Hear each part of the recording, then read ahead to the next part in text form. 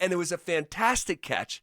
And I don't think I would mention that wheel route in one-on-ones if I hadn't seen it already against CU when they played Central Florida. And on a first down in the first quarter, it was a first down in the first quarter, and R.J. Harvey ran a real wheel route, left sideline, caught it about 12, 15 yards out, and took it for another 60. I think it was a 75-yard catch and run for a touchdown where even Travis Hunter couldn't close the gap to finish that play.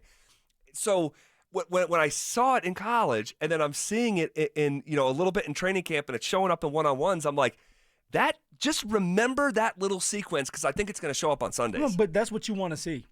This is a situation where the offense should win this battle. And when R.J. Harvey goes out there against a linebacker and it's a wheel route, and he's able to get his body in a right position, in the right placement, and also use his hands the correct way to where it's not a push-off but gives you more space and then catches it naturally, like it's just a nice ball for you to catch, and you come down with it, you should get excited because that's going to be R.J. Harvey's role at the beginning of this season. Coming out of the backfield, making it hard for a linebacker to guard him, coming up with ways to be explosive, not just running inside the tackles, in between the tackles, but outside and catching the football for wheel routes. So we should all be excited. I'm excited. Just keep building off this. And actually, R.J. Harvey, he got the ball a lot today in the pass game. He did. Whether it was in the red zone because it was a red zone day. Yep. And so you want to go to your tight ends and running backs with the choice routes and the out routes and the whatever else you want to call a route, because a lot of times when you get into the red zone, it's so close. And you don't want to usually open up with the receivers or throw a fade ball. You're going to look for your tight ends. You're going to look for your running backs. And R.J. Harvey was involved a lot today because of that. And that's where we've seen Jaleel shine in the past. In the pass game in the red zone. Yeah. Because he can make guys miss and beat guys to little mile markers, a pylon or whatever. And then Dante, go ahead. Go ahead, Dante. Go ahead and share what you just shared in my ear. I want you to say it.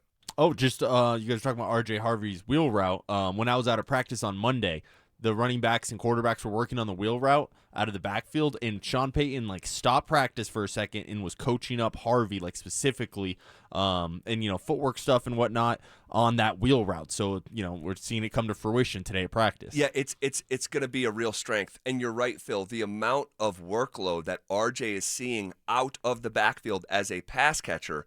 When we talk about R.J. Harvey, and you've already you've sort of mentioned this in the past using Alvin Kamara as an example. Yeah. When we talk about R.J. Harvey, I think it's going to have to be in wholesale fashion and not rushing numbers in a vacuum, because he is a weapon. It looks like Sean is going to be using him like a weapon, and it should be, when we evaluate R.J. Harvey, we should be looking at all-purpose yards and not rushing yards. And that's better. That means that you're getting the most out of your running back, out of an athlete, out of another explosive piece to this puzzle. But when you start to look at who Sean has dealt with in the past, Zach, running back-wise, that were able to come out of the backfield, not just Alvin Kamara. Reggie Bush was another one. Yep. Darren Sproles was another one. You're on it. So when you have Sean that's looking at R.J. Harvey like a Darren Sproles, like Alvin Kamara or Reggie Bush, he's getting excited. He said, I finally have a running back in the building that I can, one, trust, two, I can play around with, and I can give Bo Nix another weapon so that we can stay on this football field, so that we can have an opportunity to score touchdowns and not 3 points, right? Not just field goals, but you try to get those touchdowns, because touchdowns win you games. If you have too many field goals, usually you'll lose. Totally. So it's really healthy. I mean, I am very, very excited to watch R.J. Harvey. Can't wait what it looks like on game days. We'll get a preview of it here in the preseason games.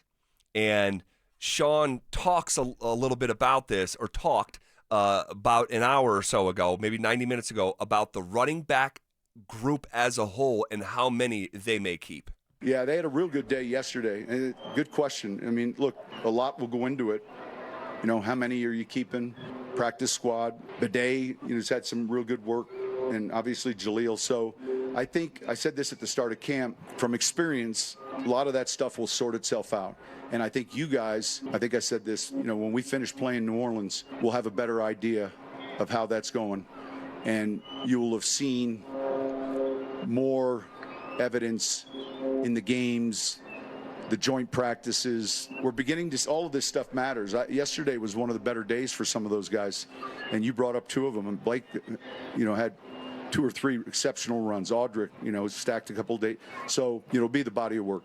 All right, man. It sounds like our show yesterday, truly, because he's talking about yesterday's practice, not necessarily today in the run game. But yeah, we talked about Blake Watson had not just one, but a couple really excellent runs. 2 in team and 1, I want to say, an inside drill, maybe even 4 runs where it's like, okay, like he's sticking out. He's popping a couple big ones, and I mean by bursting, great cuts. And it's like, okay, Mr. Watson, you're here to play. That's right. And it's also interesting to hear him unprompted bring up Badie first. Yes. Because that is not the first time that he has done that. And it's also interesting, he says, Badie unprompted, and then says, and obviously Jaleel. And so, again, how much you want to put into these words, it's up to each fan to decide for themselves. Well, but I'll tell you this. As a former football player, I would watch these videos sometimes and see what the coaches are talking about, especially when somebody brings up the running back position. I want to be talked about. I want the coach to put it out there that he notices that I'm doing well. So when you go to this press conference and the first name that comes out your mouth is Badie, it's like, okay. And then you say, of course, Jaleel. And then it isn't until you keep going that you talk about Archer Estimate, who, by the way, put together 2 really, really great days. Now, today, it's hard to evaluate the running back position, so there's nothing to report there unless you're catching out of the backfield. But as a player, sometimes you can look too much into it because your job is on the line. And if they're not acknowledging you, it's like, how do they feel about you? Why won't they talk about me? Why won't they bring my name up if I was one of the better players of that practice? And he did. He talked about Audric Estimate. But it is interesting that you keep bringing up Tyler Badie. And it's also interesting that we talked about yesterday during special teams, Tyler Badie was going with the ones when it came to being a personal protector, a PP. And what I've told you guys before, all right, and this is something that you ask any football player that's played in the NFL, if you are a great personal protector, you are making that team.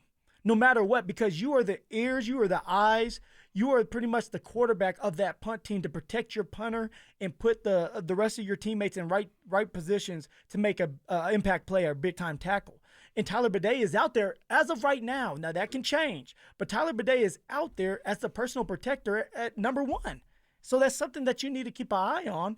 And when Sean's putting you out there, right.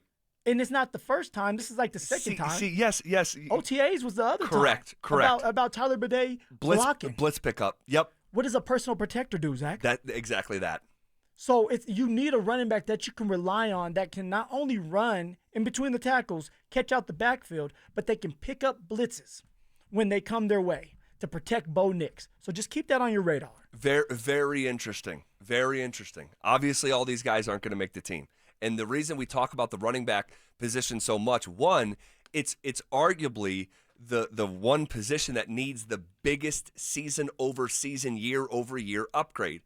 2, you have 2 new running backs in the room to provide the life that was maybe missing a year ago. And then 3, so now you have like 4 guys competing for one position because of the 2 new arrivals. So it's fascinating. And you got a fullback. In Michael Burton. So do you think there's a scenario where they keep 4 running backs plus a fullback? Zach, it's only happened to me